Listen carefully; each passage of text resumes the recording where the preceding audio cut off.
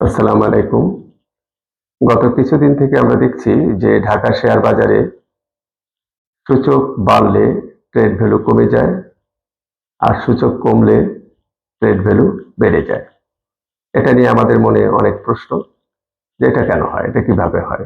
এটা তো ভালো নয়। আসলে এটি হলো স্মার্ট মানির একটি পরীক্ষা। তারা এক্সপেরিমেন্ট করে দেখছে যে কোন পর্যায়ে তারা বাজারে প্রবেশ করতে পারে। যেমন গত 23শে ডিসেম্বর আমাদের সূচক নেমে এসেছিল 4,860-এ, অর্থাৎ 14 পয়েন্ট কমে গিয়েছিল। সেদিন কিন্তু ট্রেড হয়েছে 407 কোটি টাকা।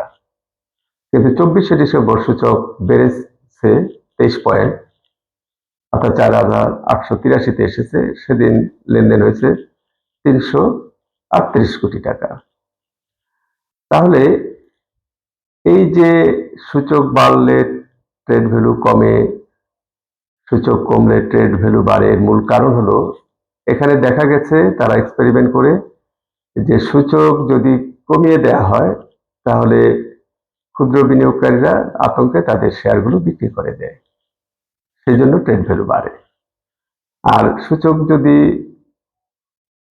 বাড়িয়ে দেয়া হয়, তাতে ক্ষুদ্র বিনিয়োগকারীরা তাদের শেয়ার বিক্রয় থেকে বিরত থাকে, বরং তারা কিছুটা ক্রয় করে।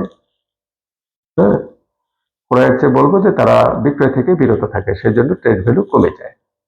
যেমন 24শে ডিসেম্বর আমাদের ট্রেড ভ্যালু 338 কোটি টাকা, অর্থাৎ প্রায় 75 কোটি টাকা, 70 কোটি টাকা আমাদের কম ট্রেড হয়েছে, কিন্তু সূচক বেড়েছে 23 পয়েন্ট। অর্থাৎ তারা একটা পরীক্ষা করে দেখেছেন যে 4,880 এই লেভেলে যদি আমরা সূচককে রাখি তাহলে ক্ষুদ্র বিনিয়োগকারীরা তাদের শেয়ারগুলো বিক্রয় কম করে, যার ফলে ট্রেড ভ্যালু কম হয়। আর এতে তারা আরেকটা বিষয় নিশ্চিত হয়েছে যে সূচককে ধরে রাখার জন্য বা বাজারকে ঊর্ধ্বমুখী করার জন্য তাদের অল্প বিনিয়োগেও চলবে। তাহলে আপনারা বুঝতে পেরেছেন যে কি কারণে ট্রেড ভ্যালু সূচক বাড়া সত্ত্বেও কম হয় এবং সূচক কমা সত্ত্বেও বেশি হয়। আর আমরা যারা সাধারণ ক্ষুদ্র বিনিয়োগকারী আছি, আমরা যদি দৈনন্দিন লেনদেন করি তাহলে আমাদের 300 থেকে 350 কোটি, এর বেশি লেনদেন করা আমাদের পক্ষে সম্ভব হয় না। আমরা দেখেছি যে ঢাকার বাজারে এর চেয়ে বেশি লেনদেন করা আমাদের পক্ষে সম্ভব হয় না। এই জন্য আমাদের স্মার্ট মানির প্রয়োজন। বাজারের গতি আনতে হলে, বাজারকে ঊর্ধ্বমুখী করতে হলে স্মার্ট মানির প্রয়োজন আছে, এবং স্মার্ট মানিরা এই পরীক্ষাটাই করে দেখছে।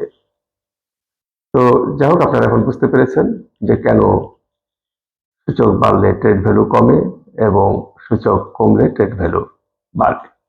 একটি কথা এই প্রসঙ্গে একটু বলে দিচ্ছি যে আগামী 27শে ডিসেম্বর শনিবার বাংলাদেশ ব্যাংক একটি সার্কুলার জারি করেছে যে সকল তফসিলি ব্যাংক খোলা থাকবে। যেহেতু আমাদের শেয়ার বাজার ব্যাংকের সাথে সংশ্লিষ্ট, সেই জন্য আমরা এই ভিডিওর মাধ্যমে কর্তৃপক্ষের কাছে অনুরোধ রাখছি যেন আগামী শনিবার 27শে ডিসেম্বর শেয়ার বাজারও খোলা রাখা হয়। আপনারা সবাই ভালো থাকবেন, সুস্থ থাকবেন। আসসালামু আলাইকুম।